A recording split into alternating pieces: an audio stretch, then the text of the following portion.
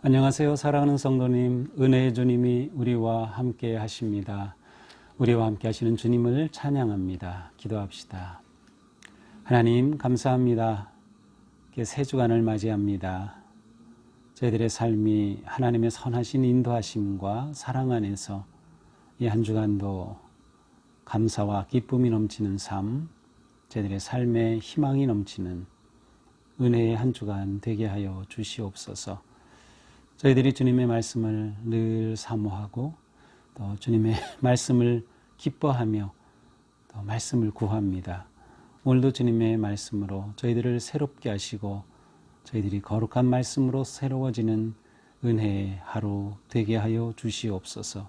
예수님 이름으로 기도합니다. 아멘. 네, 오늘은 누가복음 18장 15절에서 30절입니다. 지난주까지 이제 시편의 말씀을 또 보았고요. 이제 이번 주 다시 누가복음이 시작이 되는데요. 자, 15절부터 30절을 좀 꽤 깁니다. 그래서 제가 전체 읽지 않고 15절부터 곧장 말씀 나누도록 하겠습니다.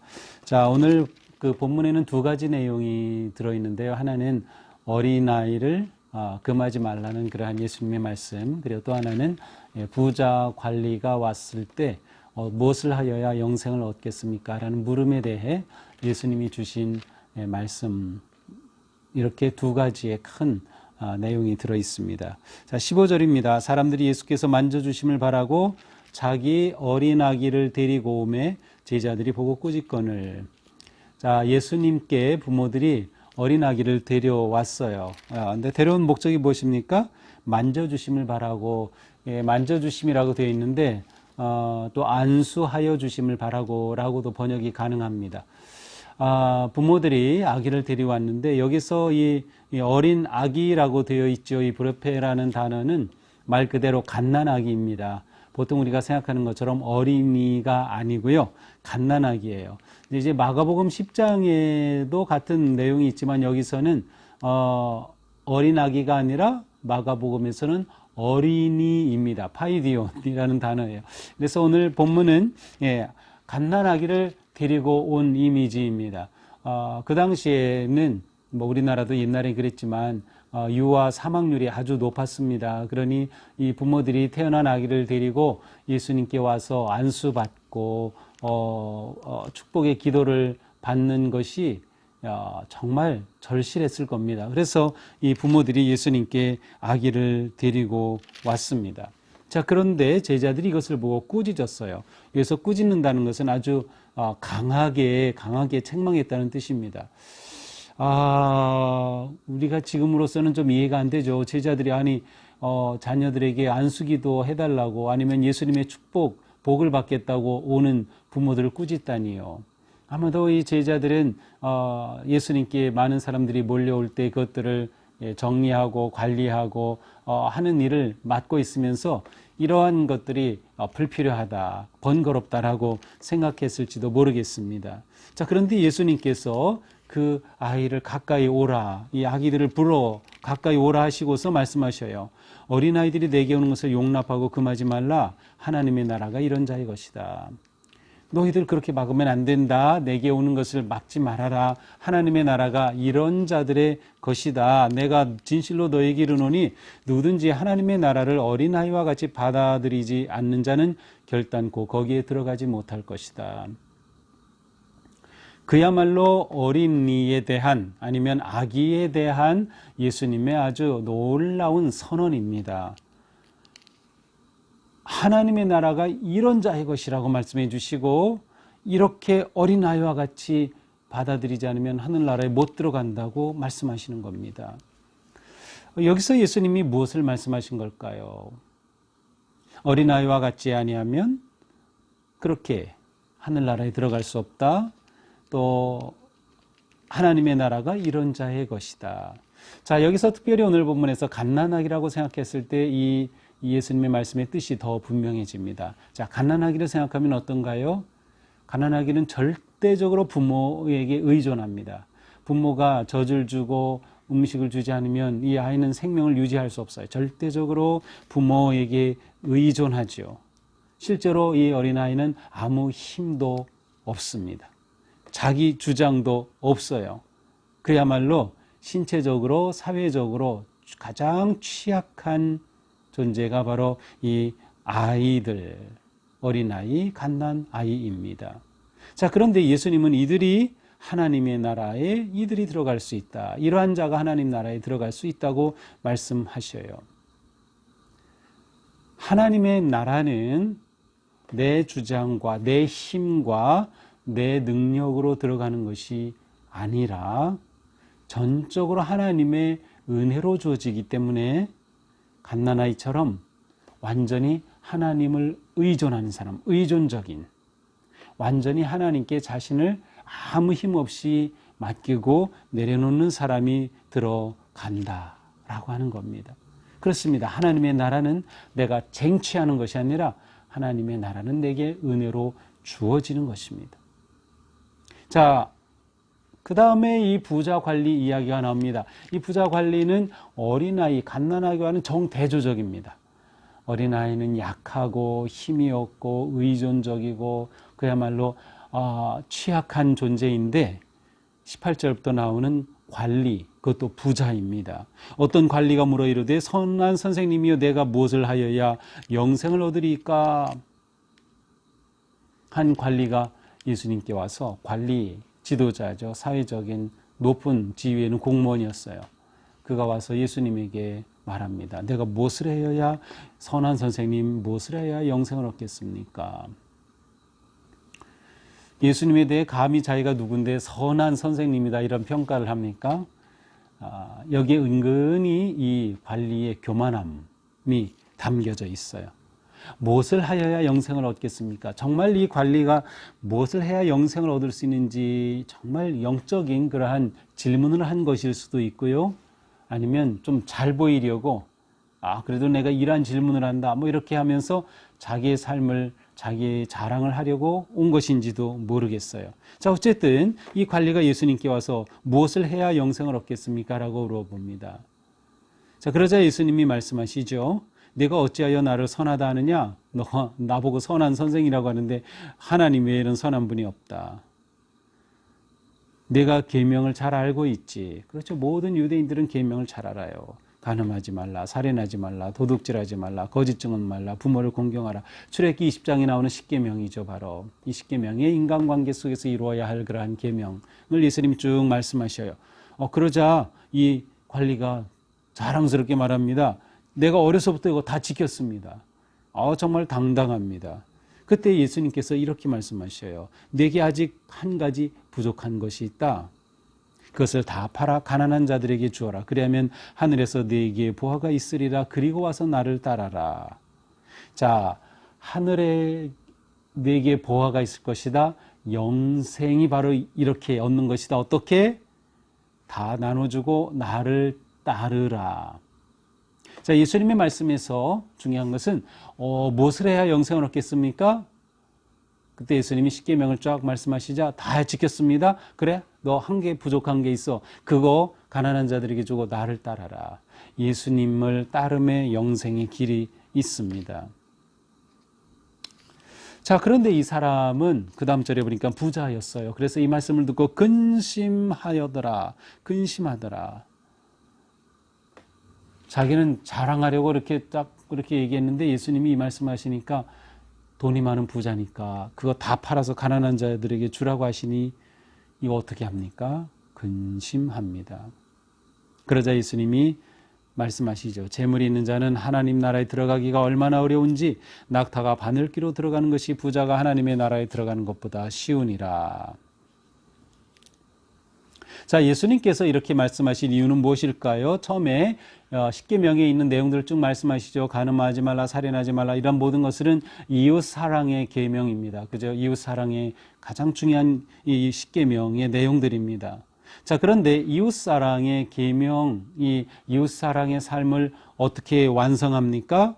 바로 내게 부족한 것 그거예요. 이 부족한 것이 채워지면 이 계명을 완수하게 되는 거예요. 그 계명이 채우는 것이 바로 가난한 자들에게 내가 가진 것을 다 팔아주는 것. 이웃사랑의 완성이 되는 것입니다.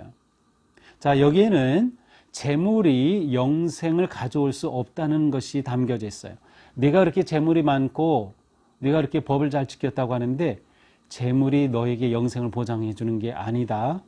내가 정말로 영생을 구하는 것이라면 내가 가지고 있는 것 그거 나누어 주어야 하지 않겠느냐라는 거죠. 이 사람에게 있어서 재물은 일종의 우상이었습니다. 이 사람에게 있어서 재물은 일종의 자기의 모든 것을 보장해 주는 근거였습니다.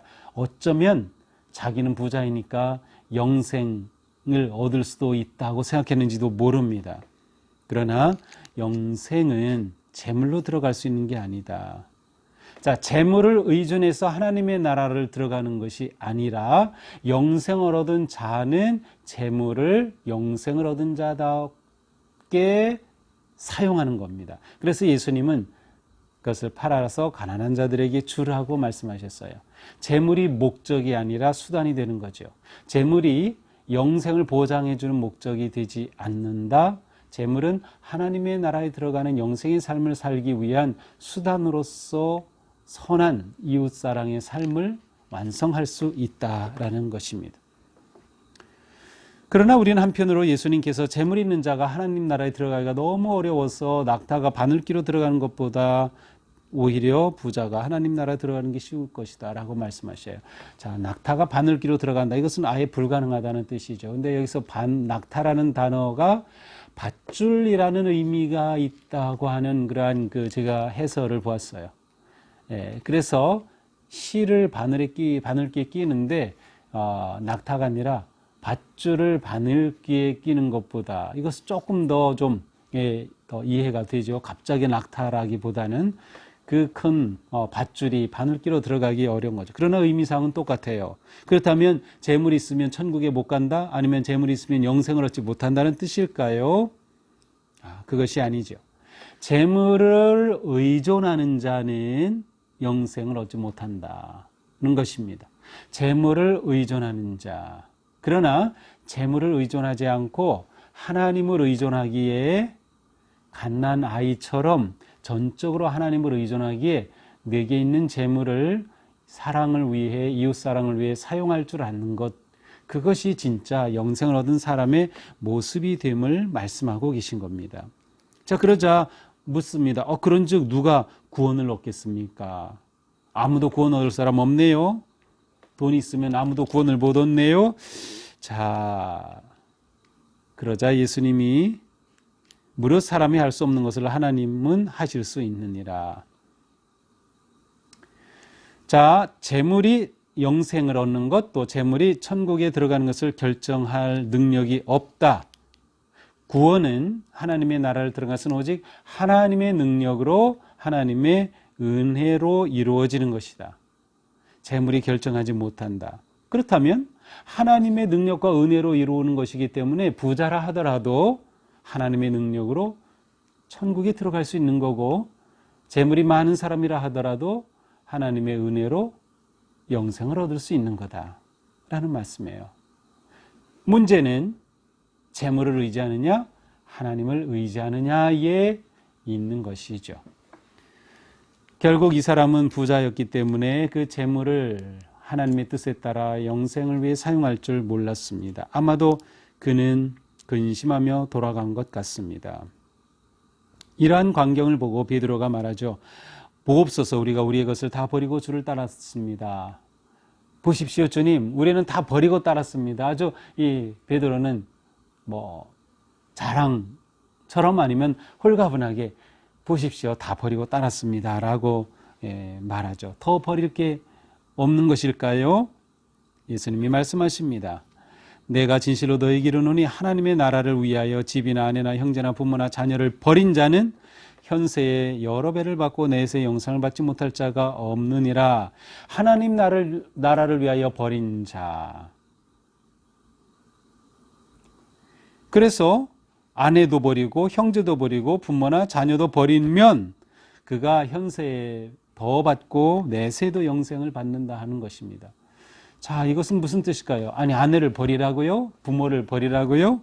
가정을 버리라고요? 그것은 아니죠. 여기서 중요한 것은 우선순위입니다. 하나님 나라가 우선이냐 아니면 내 인간적인 그런 것들이 우선이냐, 바로 그 우선순위의 문제입니다. 하나님의 나라가 내 삶의 중심이고 우선이라고 하면 그것은 마치 나머지는 버린 것과 같아요. 그러나 정말로 하나님 나라가 우선이 된다면 오히려 현세의 여러 배를 받고 오히려 이 세상에 사는 삶 동안 나머지 것들이 하나님의 은혜를 누리게 되고 영원한 생명, 내세까지 영생까지 얻게 된다라는 말씀입니다. 자, 결국 영생을 위하여 무엇을 하여야 합니까? 그것은 바로 오직 하나님의 은혜를 의지하고 하나님만 바라는 것입니다. 그렇게 되면 나머지는 다 순서가 잡히게 되는 것이죠. 그렇게 되면 가난한 자들에게 나눠주는 것도 자연스러운 삶의 부분이 될 것입니다. 문제는 정말로 내 중심에 내 삶의 초점이 무엇인가, 하나님의 나라를 향한 내 삶인가를 생각해 보아야 할 것입니다. 오늘 말씀을 보면서 우리는 어린아이와 같은 성품, 어린아이와 같은 삶의 태도, 어린아이와 같은 자세로 하나님을 따르고 또 믿어야 한다는 것이죠. 내 주장, 내가 할 수 있고 내가 영생도 내 능력으로 할 수 있고 내가 선한 행위로서 얻을 수 있다. 그리고 그것이 자랑이 되고 계급이 되고 지위가 된다. 그것은 하나님 나라와는 거리가 먼 일입니다. 자, 하나님께는 능치 못함이 없다. 하나님은 사람이 할 수 없는 것도 하나님은 하실 수 있다. 그렇다면 우리 모두는 다 하나님의 은혜로 영원한 생명을 넉넉히 누릴 수 있는 것입니다. 우리가 영생을 얻은 자로 이 세상에 살아갈 때 어떠한 마음과 자세로 살아야 할까? 특별히 오늘 말씀을 통해서 우리가 우리의 것을 누군가와 함께 나눌 때, 꼭 재물만이 아니라 내게 있는 재능을 함께 나눌 때, 내 마음을 나눌 때, 내 시간을 나눌 때 우리는 그 나눔의 삶, 이웃사랑의 삶을 통해서 영원한 하나님 나라를 보게 되며 어떤 영원한 생명을 누리는 은혜의 삶을 경험하게 될 것입니다. 오늘 말씀 마음에 간직하면서 오늘 하루도 하나님만 의지하자. 또 하나님께서 내 안에 영원한 생명의 길을 은혜로 베풀어 주심을 감사하며 하나님 앞에 부끄러움 없는 하루 신실하게 승리하기를 주님의 이름으로 축복합니다. 기도합시다. 하나님, 오늘 말씀을 통해서 어린아이와 같지 않으면 천국에 들어갈 수 없다고 말씀하신 주님, 그리고 오히려 힘이 있고 재물이 많았던 관리에 대해서는 네게 한 가지 부족한 게 있다고 말씀하신 주님, 이 말씀을 오늘 저희들이 받았습니다. 오늘 하루 사는 동안 저희들의 삶이 오직 하나님으로 의지하고 하나님께 맡기고 하나님을 신뢰하는 삶, 또한 우리에게 주신 것을 기꺼이 어려운 이웃과 함께 나눌 수 있는 삶, 진정한 이웃사랑의 삶을 살아내는 우리들 될 수 있도록 성령님께서 인도하시고 역사하여 주시옵소서. 우리를 구원하신 주님 감사합니다. 우리가 나아갈 길을 인도하시는 주님 감사합니다. 또한 우리가 넉넉히 승리하도록 저희들을 이끄시고 역사하시고 도우시는 성령님 감사합니다. 오늘 하루 주님과 함께 승리하게 도와주시옵소서. 예수님 이름으로 기도합니다. 아멘. 네, 오늘도 주님 은혜 안에서 승리하는 하루, 복된 하루, 또 영원한 생명을 누리는 하루가 되기를 축복합니다. 사랑합니다.